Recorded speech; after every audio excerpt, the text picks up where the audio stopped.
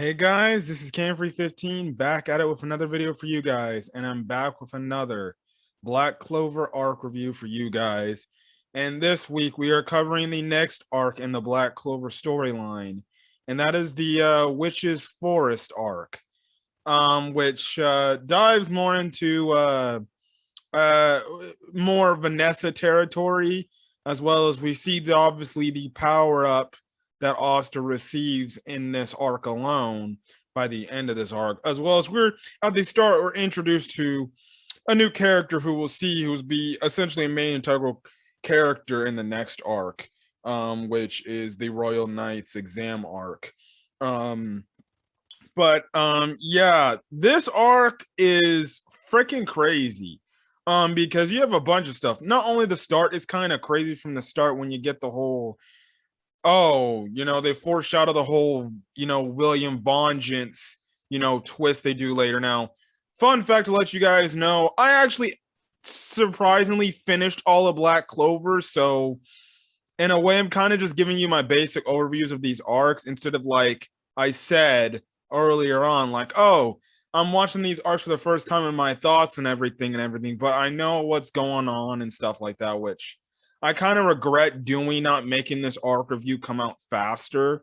I really should have just recorded this video after I was done with the arc, but I was too lazy to do it at the time. But I've been finished Black Clover. I still have yet to catch up with the manga, and I'm gonna probably wait on that till I finish reviewing every arc, till I get to the part in the manga that I need to catch up with too. But as I was saying, you get obviously the introduction of Black Asta with his whole devil form thing he takes in this arc. Obviously you get the backstory to Vanessa and a bunch of other stuff happens in this arc that's crazy. The Diamond Kingdom makes its return in this arc, which again, it's just freaking crazy enough. And this arc's just insane. I don't know in the grand scheme of things where I put this arc in terms of my favorite arcs of the Black Clover storyline. I think it's still up there. I do enjoy this arc. I will be honest. I do think this arc is really freaking crazy because this is like the arc that just makes Black Clover go off the chain, for the rest of the freaking series and stuff like that. But yeah, let's get into it. So the Witch's Forest arc covers manga chapters 74 to 101 and anime episodes 51 to 65. So yeah, let's go on. Now, there's kind of two halves to this arc. The first half is kind of like the prologue to this arc. And then the back half is, well, the Witch's Forest portion. Now, when we start off this arc, we see the reemergence of the Diamond Kingdom coming back again. So I do like that they bring the Diamond Kingdom back from the very, like, literally the second important arc in the storyline. And essentially, we even see that one guy who we saw in the dungeon exploration arc who was alongside Mars. I forgot his name, but he was alongside him. And the Diamond Kingdom, because they saw, obviously from the attacks of the Eye of the Midnight Sun, they're like, oh, the Clover Kingdom's weakened to some extent. And the Clover Kingdom's still recovering from the Eye of the Midnight Sun attacks from the last two previous arcs. The last couple of arcs, and stuff like that. So they get the idea, hey, let's try to invade the Clover Kingdom, because what could go wrong? We can try to invade them and defeat them and get the best of them, even though technically I think it would have failed because they still got Julius to back them up, if anything. So yeah, now in this whole thing, Asta, Yami, and Charmy, they all went to the capital to go tell Julius about everything that happened and the fact that they got the magic stone from the undersea temple and they give it to him. But when they get the report that the Diamond Kingdom's coming to invade them, we find out that the Golden Dawn members are there already. And I forgot, Finral is there with them too. But the Golden Dawn members are taking care of it. So you get a nice little fight scene with some Diamond King members against, like, say, Yuno and Vengeance, for example. We also see Vengeance's magic use, and he uses world tree magic. And in this one little town, he creates this gigantic freaking tree, which is freaking crazy and stuff like that. Now, Yami said he wanted to go over there to check up on something, and that's when we kind of get the whole thing between Yami and Vengeance. little thing going on and stuff like that. Now Asta, he's there, but the one thing we find out that with Asta is he hurt both his arms. Now the one thing Asta goes to Capital for also to see is to get healed by the doctor. Now we've later find out what the doctor says, that well, Asta in his fight with I forgot, damn it, man, it's been so long. But Asta in his last fight, his arms were so damaged beyond belief because of the freaking lost magic that it had on him. It took like a crazy effect on his body to the point he can't even function his arms anymore. So essentially, Asta's like legitly like handicapped for like a good portion of this arc till eventually they meet the Witch Queen and everything. So yeah, now eventually they all go to the area where, well, guess what? Golden Dawn's at. Now, Yami goes to eventually meet up with Vengeance, and we get a very ominous talk with the whole fact that, well, Yami's kind of Yami kind of thinks that Vengeance is actually a secretive member for the Eye of the Midnight Sun. And that's when we also see that Vengeance takes off his mask, and we see that, well, guess what? Vengeance has like legit scars over his face. Vengeance, reveals his backstory, the fact that he's always had these scars, and then he's was kind of been shunned away by most people because of those scars and everything. Like, and I think if I remember, he was like of royalty or something like that, and they didn't really deem him royalty because, well, he had those scars in his face and everything. So when obviously Julius came across him, Julius was the one person that actually didn't push him away or didn't treat him like dirt because of his scars. He's like, oh wow, you seem like you're very powerful, and then obviously he gives him his mask and everything, and that's how he is. And Yami's like, oh, okay, so you're not that bad. I just wanted to know. So yeah, obviously that's the foreshadowing to what happens later in the storyline in the Elf reincarnation arc, which is probably one of the biggest plot twists there. But I'll get to that when we talk about that arc and everything. So yeah. So that's the thing there. Now, when Asta's group, they actually meet up with Yuno and everything. And what's fun, we get a funny scene where Asta actually like fights with no arms. Like, he freaking pulls out his sword using his mouth. Like, I think he does it twice in this arc, where he pulls out his sword out of his grimoire, and he freaking just uses his sword with his mouth. So yeah. Also too, we also have a new development with Yuno, is the fact that, well, since we last saw Yuno, he has his whole new spirit and Sylph and everything, which is, I guess you can say, very freaking funny because Sylph is just a lovey freaking dovey character that is just, well, I guess you can say completely into him, and it's freaking funny as hell. So yeah, that's the one thing that I find hilarious. I love Sylph. Now I watched the dub of Black Clover. I find it funny that Tia Ballard is Sylph and everything.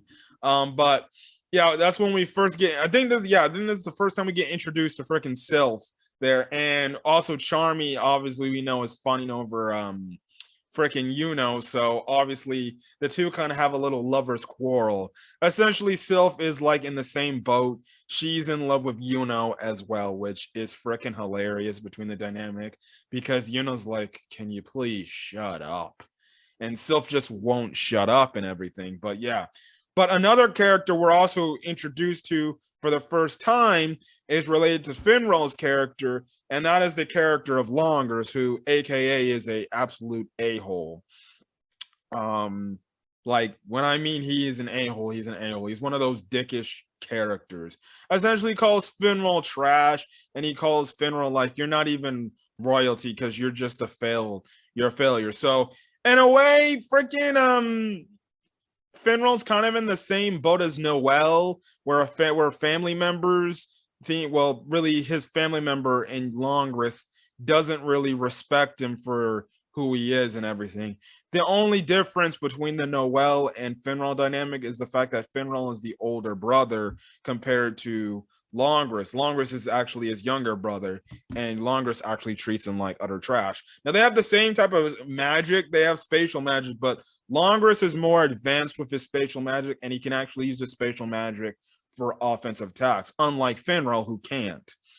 And stuff like that. So yeah, now Asta kind of gets in this whole thing with Longris, and he's like, you shouldn't be saying that stuff to your brother and everything. Like, that's kind of rude. But Longris is like, who the hell are you?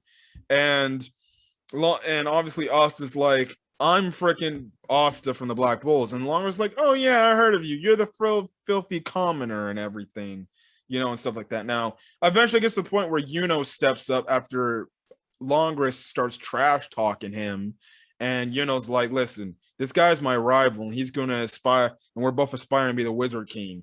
Now, obviously, Longris laughs off. He's like, freaking, he's like, two commoners trying to become Wizard King? Ha! What a joke. He's like, I'm closer to becoming Wizard King than both of you anywhere. So that's the thing about that. And yeah, and essentially, it's like, well, if I want to achieve that, then guess what?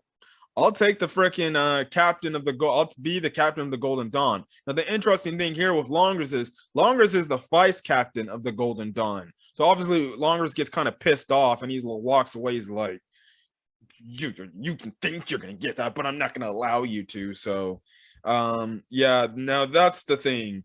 But yeah, anyways, the Diamond Kingdom eventually retreats, and that's kind of last then we see until the back half of this arc. But like I was saying earlier, when Asta sees the doctor essentially says,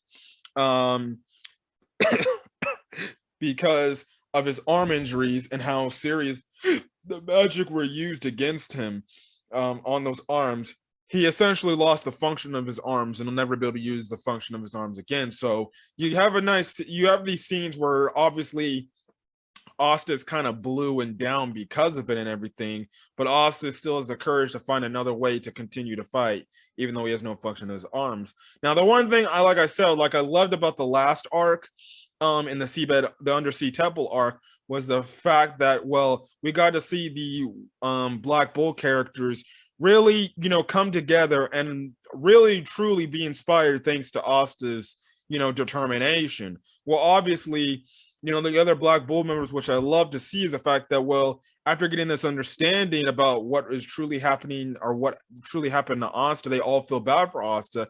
And the one thing I like for their characters is that all of them is they see, Asta's helped us out in our many ways. He's helped us. And it's our job now. We have to help our friend here.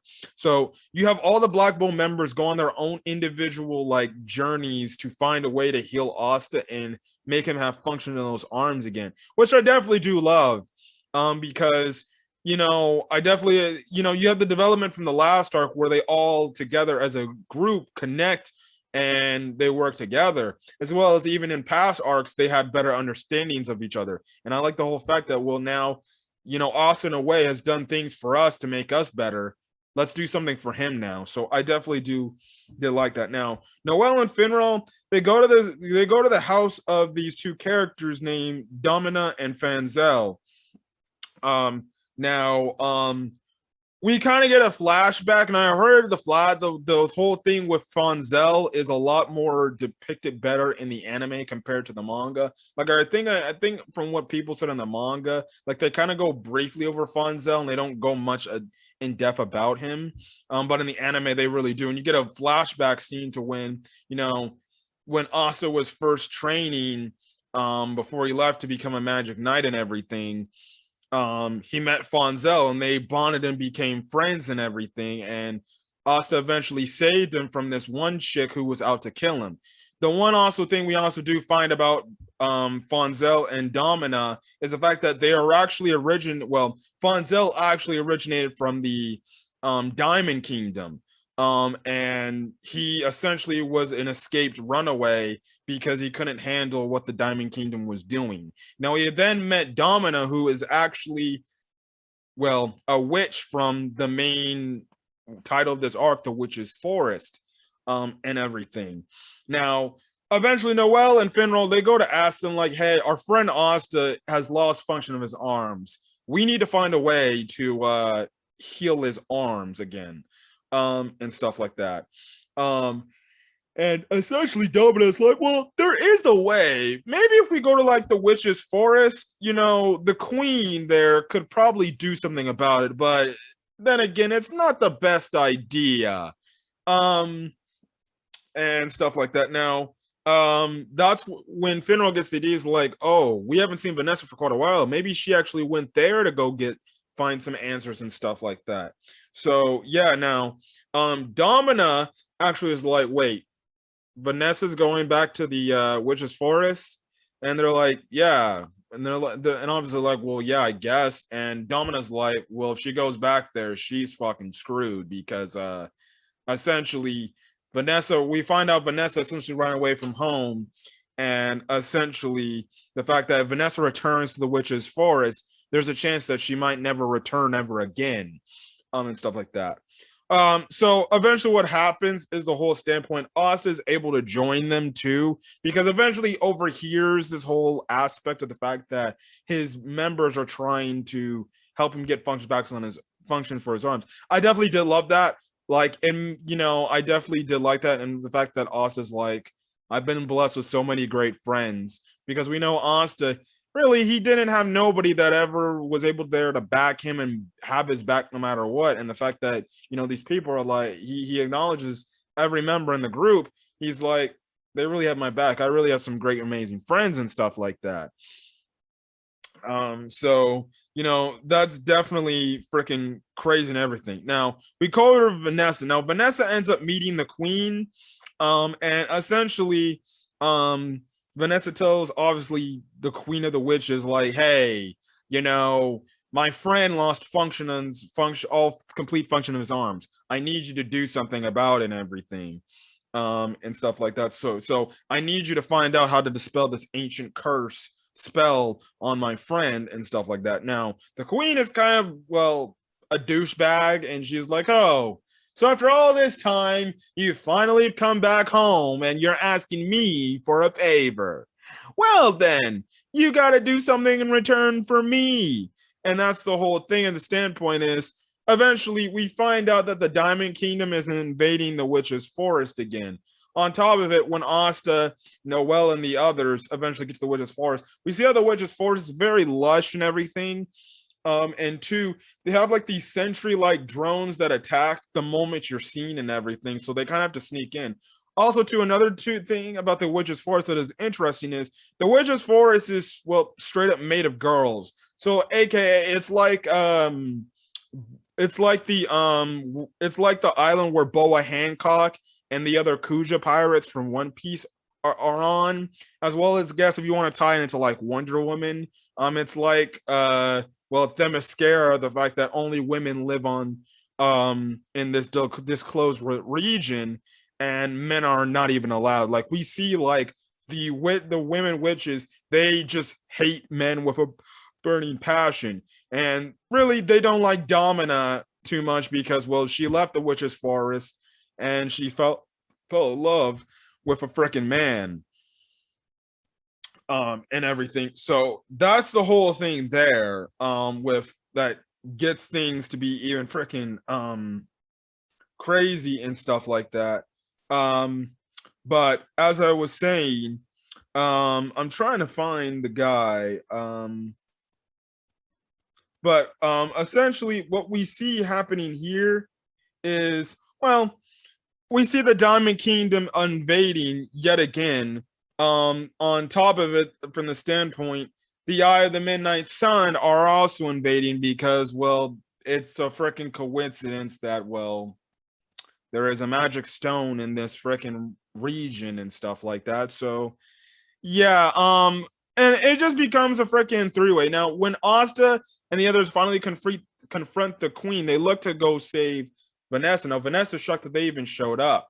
Now, obviously, Asta is like, look, is there any way for me to freaking, get my arms back? And he even tries to fight the queen a bit. And he even fights just using his freaking sword through his mouth. Now, what happens is essentially the queen's like, okay, promise me this. You get rid of our invaders and I'll help you out. So here you go. And essentially she uses this thing called blood magic. And essentially by using this blood magic, it heals Asta's arms and everything.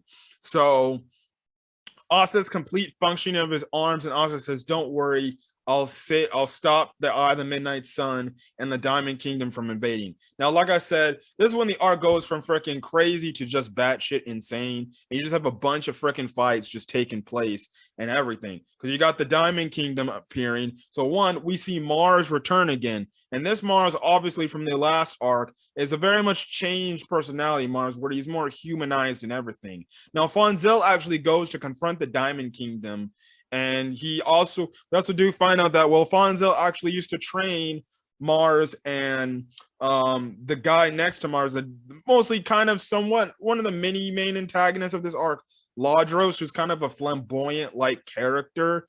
And when Fonzel confronts him, he tries to convince Ladros and Mars, listen, you guys should not be doing what you're doing. Now, Mars eventually believes Fonzel, and he's like, okay, I understand. We're not doing something right. But Ladros, he just views Fonzel as a weak fool that used to teach him, as well as the fact that he's like, oh, Mars, if you're going to betray the Diamond Kingdom, that's treason. And for that, you're going to die.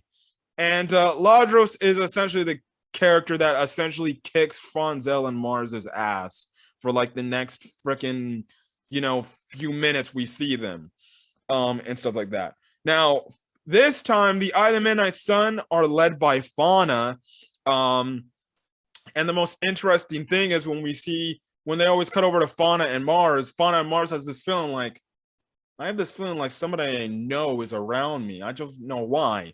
Now, eventually what happens is we see it to where Fauna gets freaking just essentially insane and everything. And eventually gets to the point where, well, this is Noelle's fight in the arc where she fights Fauna, and we see Fauna using obviously the fire spirit and everything.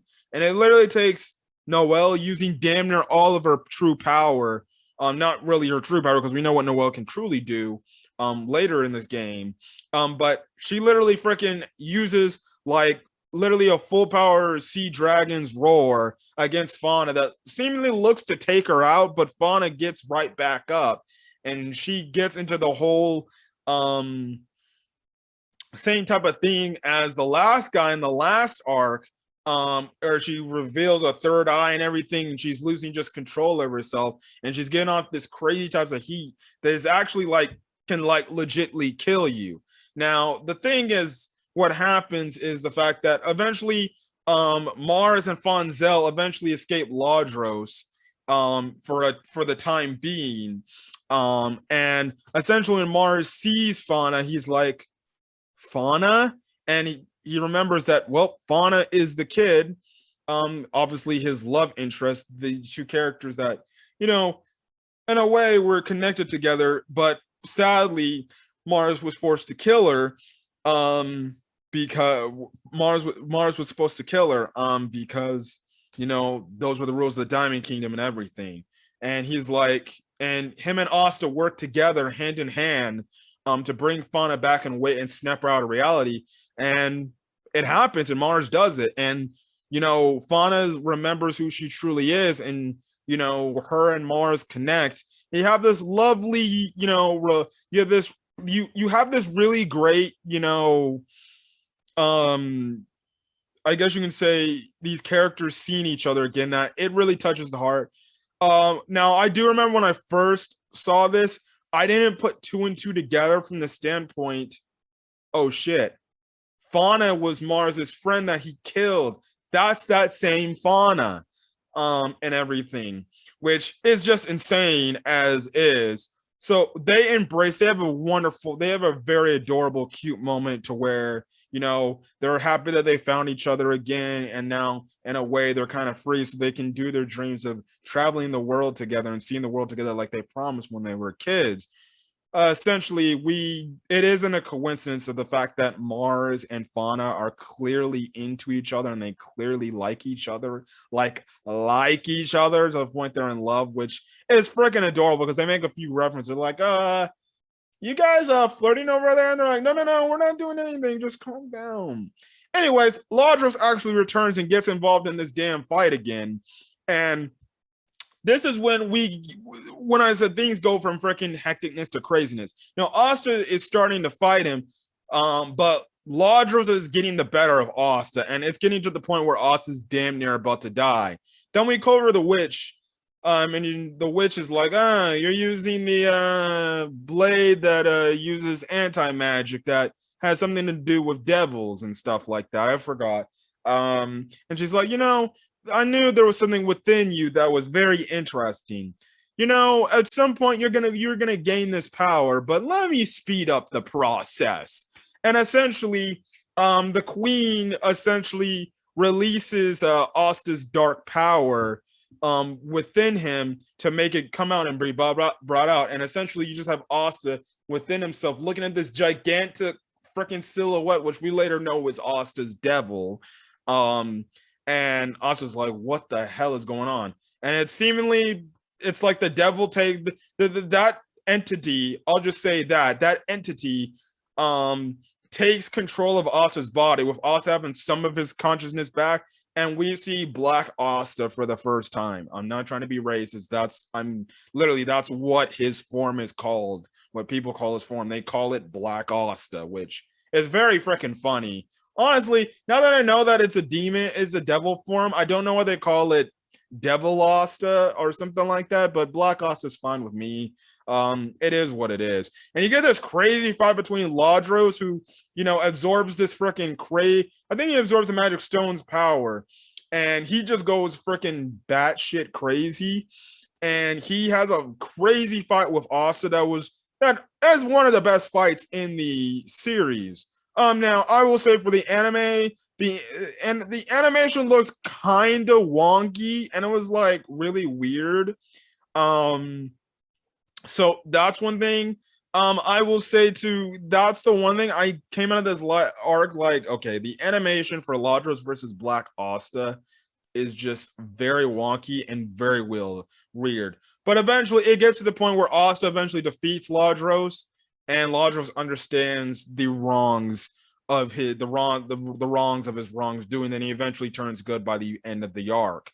But the one plot twist is the witch, the queen of the witches shows up, and essentially she's like, well, you think you did my bidding, but now that I saw your true power, I'm gonna have you to myself, Asta. And essentially the thing is, when she used her blood magic, essentially she's under the control of, well, anybody, or when she uses her blood magic on somebody, they're forcefully under her control. So Asta's literally under her control. He turns back into his Black Asta form, and the queen essentially pins all of his friends, and the queen's like, you're gonna kill each and every one of your friends, and there's not a damn thing you can do about it. And guess what?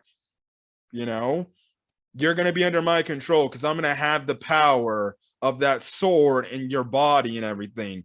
So it looking like Asta's about to actually kill Noelle, but something within Asta is actually fighting back, which is really the human side. The human side is actually fighting back and trying to prevent the queen from carrying out her orders. But eventually it gets to the point where Vanessa's actually freaking begging the queen to, like, and she's like, do whatever you want to me, I don't care, and stuff like that. I want you to please say, let go of my friend. I'll stay here for the rest of my life and everything. And obviously the witch queen is like, please, it's too late for that. You've already made your choice on leaving here. So what am I going to do? Guess what? You're just gonna have to suffer as you watch as your friend kills you.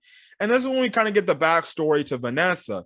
Essentially, Vanessa was kind of in a way imprisoned by the witch queen. Now, at some point, the witch queen actually, treated Noelle like a motherly figure. But well, not Noelle, Vanessa, my fucking God, treated Vanessa like a motherly like figure. But what happened is eventually got to the point where the witch queen saw Vanessa's power and saw like, oh, she's special. And she kind of trapped her inside this freaking bird cage in a way. And she was there, and no, Vanessa couldn't do anything, like couldn't go outside and interact with the other witches. She was just there, and and stuff like that.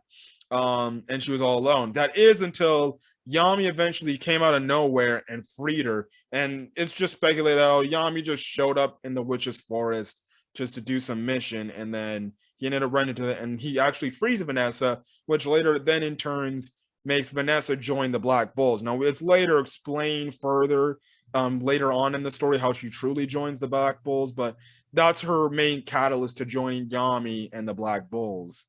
Stuff like that. And that's when we see essentially a power-up boost from Vanessa. From the standpoint, we see Rouge the cat, which is one of Vanessa's biggest power-ups in this series, that is literally one of the most OP spells in the series. Well, that isn't until you get to the Spade Kingdom, and then Dante literally freaking makes it absolutely nothing. But still, regardless, it's one of the most powerful freaking spells.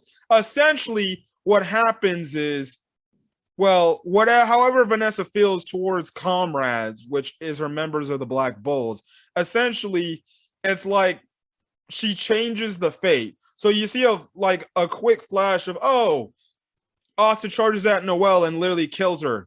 But because of Rouge the cat being there, it changes the fate and it saves Noelle's life. And essentially, anyone Vanessa deems as her true friend and people she loves and cares about, well, when she selects Rouge in person, she changes that person's fate from dying and keeps them alive, essentially. And the thing we see later on in the rest of the story is the fact that when Vanessa uses the spell, essentially anybody in the Black Bulls, when she pulls up the spell out, are protected. And if they go into a situation where, it looks like they're going to die, well, Rouge is by touching the tap of the character attacking that said Black Bulls member, changes that person's fate from dying and keeps them alive. And that's what I mean by it's literally OP. It's a device to keep the Black Bull characters from dying. Now, when I was in my first watch, I was like, okay, that makes Vanessa damn near one of the most OP characters in the series. How the hell they're going to depower her in some way where they don't make this ability so OP? I'm going to find out. I wonder how they're going to find that out. Now, again, like I said, they find ways to do that in some cases in the later arcs, but as well as in some cases just don't have Vanessa get involved in major fights. But, it's pretty an OP ability. Eventually, it gets to the point where Asta within himself, truly takes back control, and the witch queen realizes that, well, she can't win and everything, and that's when she gives up and she's like, fine, it's over, I'll release your friend and stuff like that. And you get a nice little, I would seemingly say, a heartfelt reunion goodbye from Vanessa to the witch queen, because obviously the witch queen is like, you can come back whenever you feel like it, and I won't judge you for who you are anymore and stuff like that. So the arc ends with the whole standpoint that Asta has function of his arms back. He's got a whole new form that Asta is like, I got to find some way to channel this form and understand it so I can later control it and maybe use it to my advantage in the future. As well as you kind of get Vanessa getting some closure on her past and everything. And I do like the fact that even the Witch's Queen kind of regrets the action she took. I do like that whole standpoint. And I do like the fact that she essentially told Vanessa, listen, I'm sorry for what I did, but let you can always come back with open arms because this is your home and everything. So in a way, telling Vanessa, listen, do not forsake this land. You can leave now, but we'll open you up with open arms. So I definitely do like that whole aspect. And yeah, that's kind of where the arc ends. Asta says his goodbye to Fonzel, Domina, and then the one underling under Fonzel who works side by side with Fonzel, as well as Asta says his goodbyes to Mars and Fauna, but also saying to Mars, because Mars has his plan of wanting to change the Diamond Kingdom for the better and make it a kingdom that's actually respectable and has honor and stuff. And Asta says, well, as he's saying goodbye to Mars, he's like, well, I hope to come across you again and hopefully we meet each other in the Diamond Kingdom, and I get to see what you want to accomplish and stuff like that. So it also further increases the bromance between Asta and Mars, and eventually what we see happen later with the Spade Kingdom, that definitely puts it in whole jeopardy of what the hell's going on there. So yeah, but I definitely did enjoy this arc like a lot. I definitely did like the developments in this arc, and I definitely did like the Vanessa character development, because I was wondering how are they going to make this character get development, because let's be honest, there is many Black Clover girls that are all hot in their own ways. Obviously, I would say the poster childs for that are like Noelle and Mimosa. But I would say an underrated character is the fact that Vanessa is probably the one character. It's like, oh, she's the freaking character that probably gets mostly the most fan service and everything. Well, there was that one time where you have Noelle and Mimosa in freaking bikinis and everything, which was just straight up fan service there. But Vanessa's morely like your fan servicey girl character, because she wears, very revealing clothes and everything.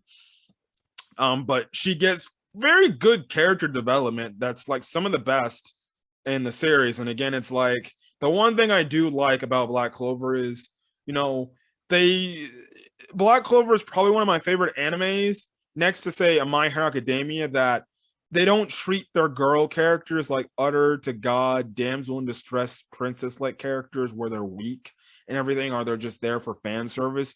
Yes, is it there time and time again? Yes, and that even is the case with My Hero Academia to an extent, and everything. But the one thing is the female lead characters have very strong-willed roles. And that's why I say, you'll see by the time I get to the Elf reincarnation arc, when you get the whole Noelle development finally being fulfilled. I come out saying Noelle is probably, well, morally in Spade Kingdom arc, I really, you'll hear me say that Noelle is my favorite female anime character. Like Noelle, honest to God, I think, after all the animes, especially shonen animes that I watch, she's probably my favorite main lead character, because she's literally not just respected, and she's, I wouldn't say on the same tier as Asta and Yuno, but she's definitely up there. And it's like, yeah, Noelle, I love her for her character growth, and she's my favorite female lead, character in any anime.